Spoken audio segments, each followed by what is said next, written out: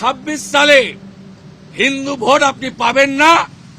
আপনি একটা ভেজাল হিন্দু, আপনি হিন্দু বিরোধী, হিন্দুরা ইউনাইটেড হচ্ছে এই আতঙ্কে এইসব করে বেড়াচ্ছেন।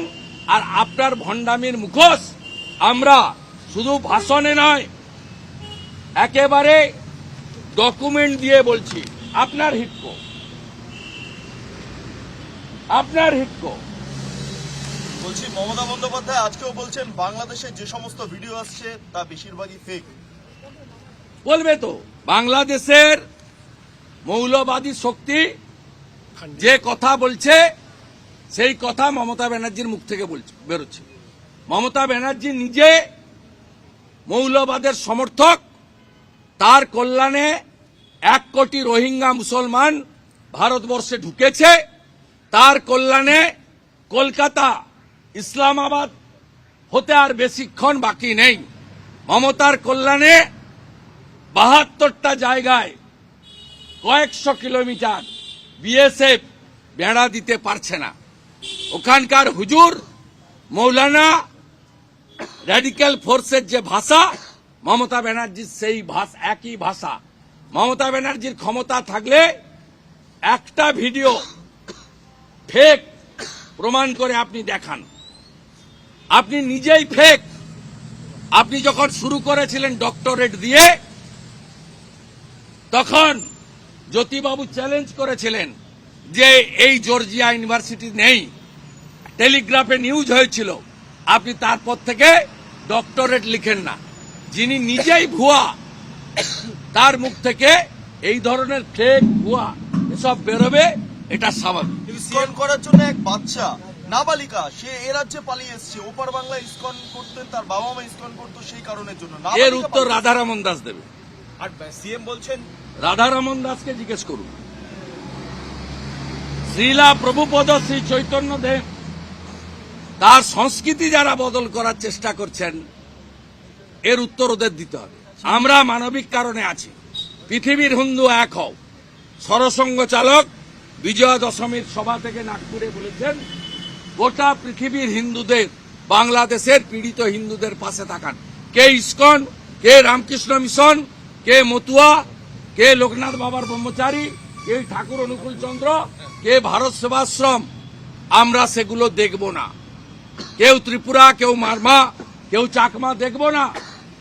জনজাতি এবং সনাতনী, তার পাশে এপারের হিন্দুরা আমরা আছি।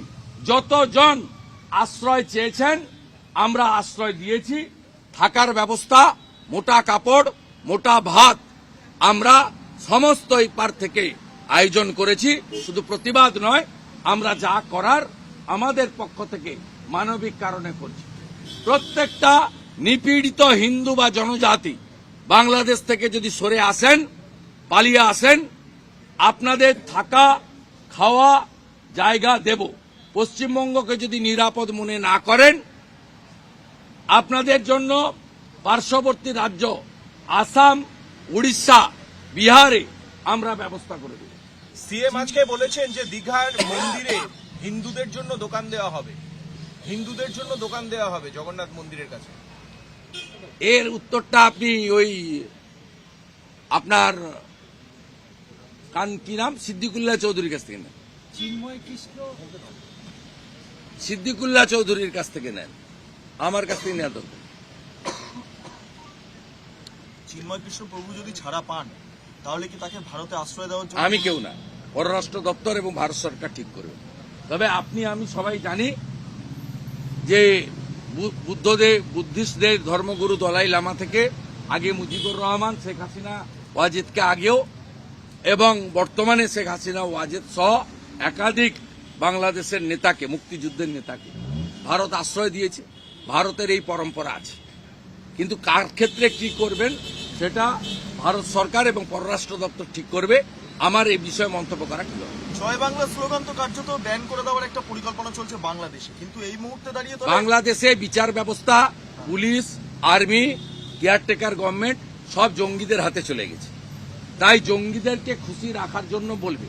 আজকে বিচারপতি মানিককে যদি মারতে মারতে জেলে ঢোকানো হয়, আজকে যদি থানায় ঢুকে পুড়িয়ে মারা হয় পুলিশদের, আর্মির মেজরদেরকে জেনারেলদেরকে যদি সরানো হয়, মুক্তিযোদ্ধাদের স্মৃতি যদি মুছে ফেলা হয়, তাহলে যে বিচারপতি আছেন তার ফ্যামিলি, তার বাড়ি ঘর দুয়ার, তার বেঁচে থাকা অনেক জিনিস ইচ্ছাই করছেন না, বাধ্য হয়ে করছেন। বলছি মুর্শিদাবাদের আর না, আমাদের সবাই রাম মন্দির তৈরির কথা বলছেন অম্বিকানন্দ মহারাজ। আমি উত্তর দেবো।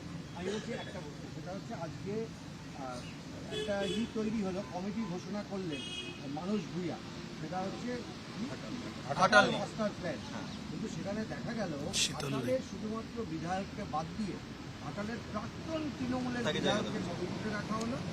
আমরা জিজ্ঞেস করেছিলাম সাংবাদিক সম্মেলনে, বললে উনি কোনো কাজ করেন না আর কেন্দ্র থেকে টাকা আনতে পারেনি, তাই তাকে বাদ দেওয়া হবে। কি বলবেন? মানুষ মিয়ার একটা পৈতৃক সম্পত্তি পেয়েছেন, আমাকে তো বলতে দিল না, সব তথ্য ছিল আমার কাছে।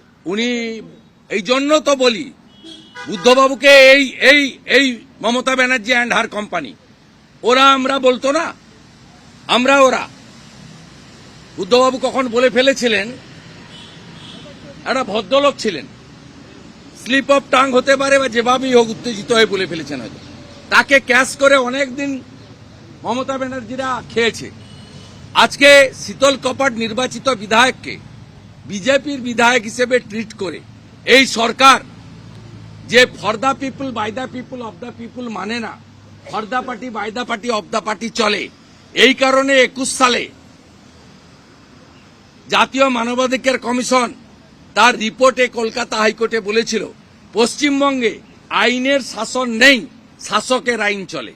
এই ঘটনাতে আরেকবার প্রমাণ হলো এবং এই মানস ভূঁইয়াদের পরিণতি সিপিএম এর থেকেও খারাপ হবে ভবিষ্যতে, তার নজির তারা রেখে দিয়ে গেলেন।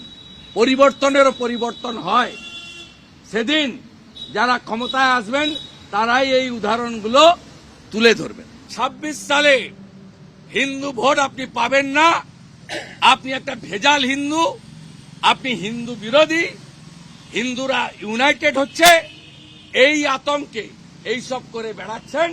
আর আপনার ভণ্ডামির মুখোশ আমরা শুধু ভাষণে নয়, একেবারে ডকুমেন্ট দিয়ে বলছি, আপনার হিটকো, আপনার হিটকো। বলছি মমতা বন্দ্যোপাধ্যায় আজকেও বলছেন বাংলাদেশে যে সমস্ত ভিডিও আসছে তা বেশিরভাগই ফেক।